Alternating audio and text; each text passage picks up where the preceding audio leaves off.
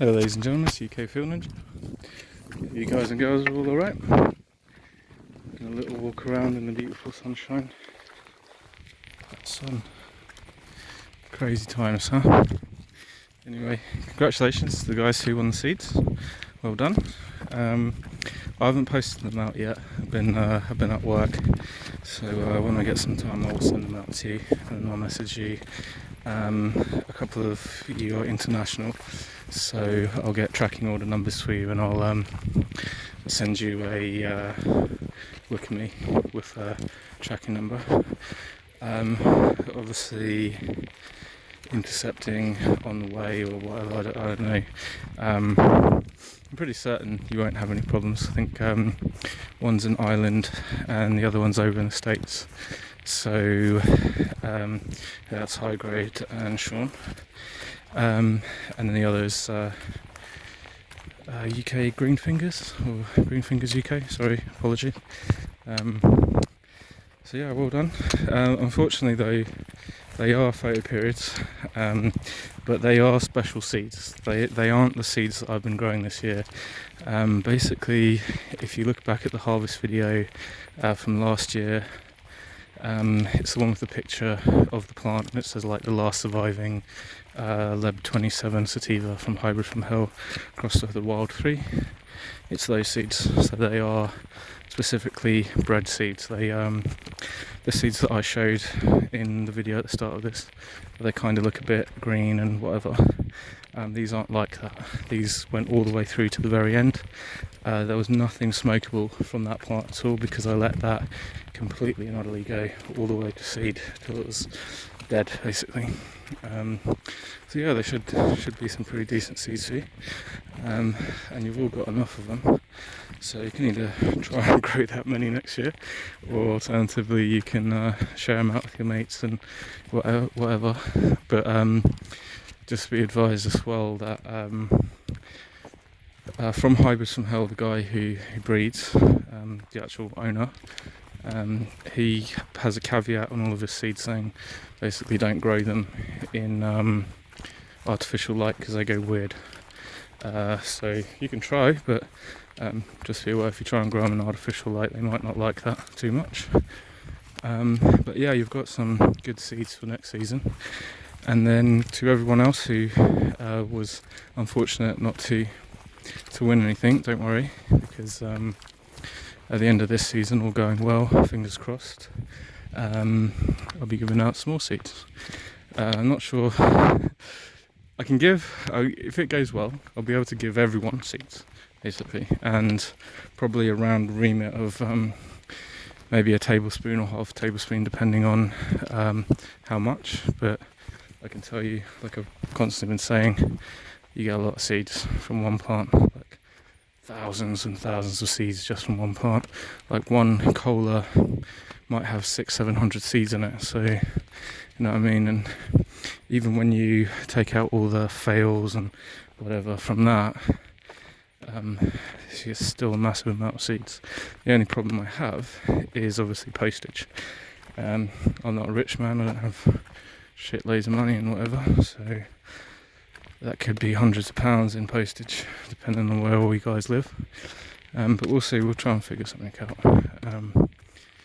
Maybe I'll ask for postage and that's it, so the seeds will be free, but whatever it costs to post them to you, I'll maybe like via PayPal, or I don't know, some way. We'll figure it out anyway, we're not there yet. So yeah, all the guys that I've been subscribing to, your gardens look pretty damn impressive.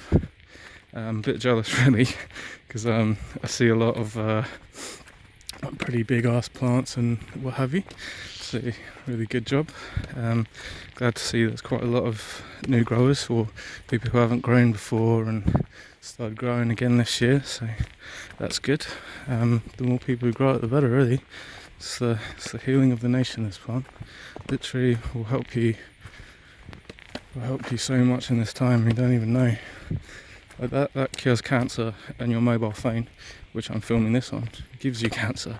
So you know, all this electronic shit that's going on around you that you can't see, these radio frequencies and microwaves and all the rest of it, Because a mobile phone is just, you're holding a microwave in your hand. That's what a magnetron is. It's what heats your food up. So you're exposed to all these frequencies which ultimately give you all sorts of diseases. And this plant has a cunning little knack of dealing with all of that. So yeah, good times. We have our new Home Secretary. It's an interesting topic and debate on that. I won't get into that.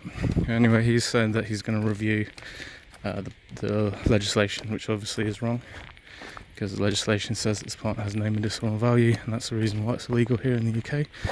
Clearly, all the evidence says contrary to that. So we'll see what happens with that. But this is a tune that's been sung many times. 50 years ago, when it was banned, or it's about 60, maybe 70 years ago now, but there'll be people alive still today who will remember before it was banned, so there'll still be people about, and that tune since that point has been sung all this time. So is this the time? Who knows, but I know what tequila is, so have some fun with that. Anyway, so yeah, glad to see that everything's going well for everyone, and this beautiful weather's continuing, so that's good. It's good times. Though I would like some rain, because I tell you, man, 80 kg of water, it's not easy. So yeah, a bit of rain would be nice. But to be honest with you, the way I've planted the plants, even when I went down, I don't know if you saw, the plants didn't look exactly like they were particularly screwed up by the lack of water. Obviously the first garden I showed you was suffering some, but then there was other reasons for that, mainly the massive stunting that went on. So yeah, we'll see how that goes on, and I'll go down in the next couple of days, because like you'll see from the videos I put up before this of the bomb seeds, let's come up to the next update on those ones. You'll see that the plants in that tray, which are the last remaining photo periods that I've got to put out, some of them will replace the ones that I took out, like that clusterfuck freak show Hermie, and also fill up the seed garden as well. So hopefully be able to do that in the next couple of days. I've been a bit busy at work and stuff like that, and it's not easy to get out in the evenings and stuff, but it's the price you pay. So yeah, I'll also answer some questions. Some of you guys were asking why I killed that hermaphrodite plant, and why they're bad and all the rest of it. So there's a rousing debate. I'm sure if you go onto any of the forums, I will be 100% wrong and an idiot. So whether I'm a noob grower, listen to me, don't listen to me, don't really care. If you find it useful, then you find it useful. If not, then yeah, good on you for knowing more information. So basically, hermaphrodite is a combination of a female which has grown male parts. It doesn't really work where a male grows female parts. It works with a female growing the male parts, i.e. being the pollen sacs. So the pollen is only got the female chromosome in it. So when it pollinates the female pistils, it creates feminized seeds, because the genetic code that it has is only female. The issue with that, and I know it sounds really great because you're like, oh yeah, feminized seeds, man, why'd you kill it?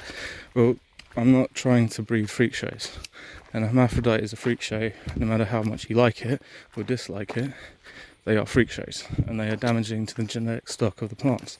So whenever you're buying feminized seeds, you're buying genetics that have been fucked, in all truth.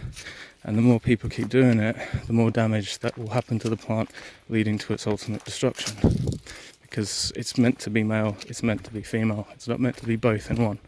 So yeah, you breed that, it then causes all sorts of issues later on down the line with other hermaphrodites. So then you start breeding in daft genetics into the plant, and it basically just screws the whole thing up. So for my purposes, I am trying to breed a special plant, one that will literally just grow in this country, then my intention is to give that seed out to as many people as I can, so then they'll start planting it, and then that will spread, and then this will basically, it won't be a land race. I know I said in another video I was trying to create a land race. You can't really create a land race because they are pure. It's completely natural through and through. It's an original source of genetics, basically. So you can't create a land race. However, you can breed a plant that is completely and utterly what's the word? Completely and utterly it's gone from me. Basically, it can just grow naturally without any effort or help or whatever. So you just throw the seeds out on the ground and they'll just grow as according to the time in the season. And yeah, that's what I'm trying to breed. So breeding hermaphrodites into that is no good. So ultimately what would happen is that the female pollen from the hermaphrodite would spread to the female flowers of another plant, the female pistils of another plant, thus creating feminized seeds, spreading that fucked up genetics, which I don't want. So even if I had kept it and I had let it carry on, which I didn't want to do in the first place, but had I done that and had it not magically pollinated all the other plants around it with feminized pollen, I would have ended up with a plant which is full of seeds. So that would have been useless to me as well, full of useless seeds, which is really great. So ultimately that wouldn't have been a great idea, because ultimately the difference between high grade and low grade quite literally is, one is Sensimilia, it has no seeds. One is low grade, it has seeds. Because when you come to pick out all those seeds, you'll find that there's a shitload of seeds inside one of those colas. And yeah, it's not fun trying to get all those seeds out. You don't get them all out, they pop when you smoke it, it makes a bad smoke. But ultimately, when you create the high grade Sensimilia, you're also torturing the plant, because it wants to, it's a living thing. It needs to reproduce. Its sole purpose is to reproduce and be fruitful, which is what our purpose is here too. It's our command to be fruitful and multiply. So yeah, it's trying to do that. So as it gets up to the end of the season, it's getting stressed, and it's going, there's no males, I'm going to die, and I'm going to leave no prodigy to continue on. I will generate my own pollen sacs, which is where you get bananas popping all over feminized seeds, or in a Sensimilia garden, which is why you have to then be careful that you don't allow it to completely go to seed, because it's stressed the plants out. So you have to watch it for that, as well as mould, as well as everything else. So yeah, that's the reason why I killed it. There was another question about soil and what soil to use, and like you'll see from one of the very first videos that I created for this year, when I was talking about cocoa and mixing up cocoa and all the rest of it, I put up a message saying, who wants a rousing debate about soil? Because, oh man, there is a trillion different opinions on what soil is best, how much perlite, how much vermiculite, whether to use stones, whether to use this, whether this brand is any good, whether that brand is any good. Well, I'll just ask you a question. It's quite a simple question. Was Pro-Mix what the ground is made of when this plant first grew in the ground?